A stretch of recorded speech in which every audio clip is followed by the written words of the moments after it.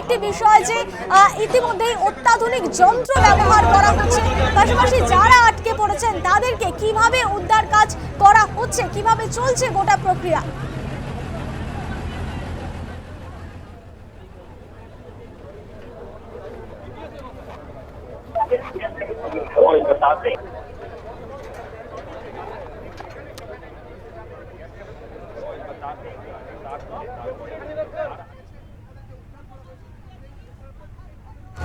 যেমনটা আপনাদের জানাছিলাম, অত্যন্ত দ্রুততার সঙ্গে যুদ্ধকালীন পরিস্থিতিতে কাজ চলছে, পাশাপাশি একেবারে সিস্টেমেটিক অবস্থায় কিন্তু পুরো প্রক্রিয়া চালানো হচ্ছে।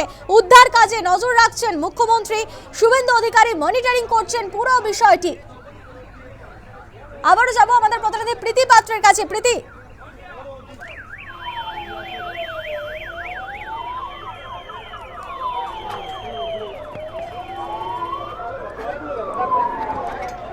শোনা যাচ্ছে?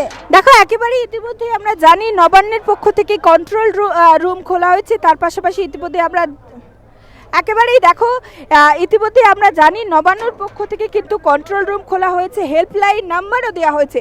তার পাশাপাশি মন্ত্রীরা ইন্দ্রনীল খা, অগ্নিমিত্রা পাল তারা একেবারে ঘটনাস্থলে পৌঁছে গিয়েছেন।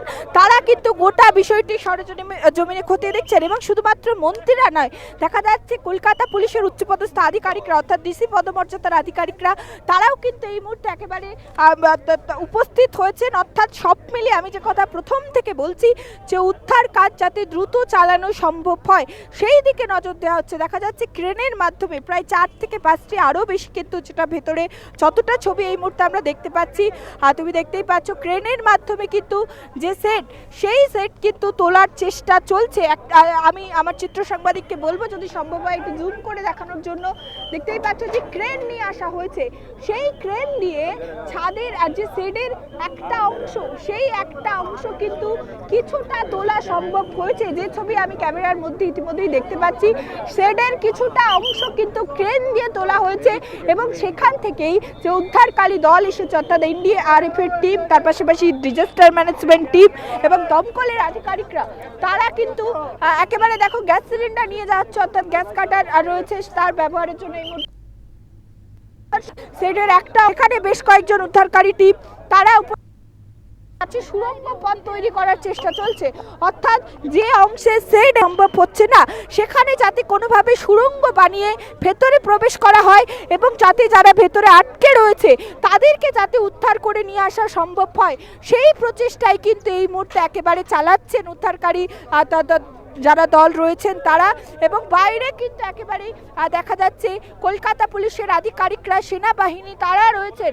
অর্থাৎ সব মিলিয়ে কোনো রকম খামতি যাতে না থাকে উদ্ধার কার্যের ক্ষেত্রে সেই প্রচেষ্টা কিন্তু এই মুহূর্তে একেবারে চলছে। সেই ছবি কিন্তু আমরা দেখতে পাচ্ছি, গ্যাস কাটার নিয়ে আসা হচ্ছে, তার পাশাপাশি কলকাতা পুরসভার কর্মীদের তাদের নিয়ে আসা হয়েছে, তারা হাতুড়ি শাবল থেকে শুরু করে বিভিন্ন রকমের যন্ত্র সামগ্রী নিয়ে আসা হয়েছে।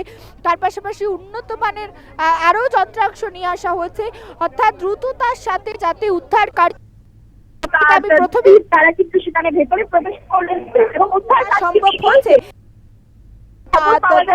15 জন তাদেরকে উদ্ধার করে নিয়ে যাওয়া সম্ভব হয়েছে হাসপাতালে।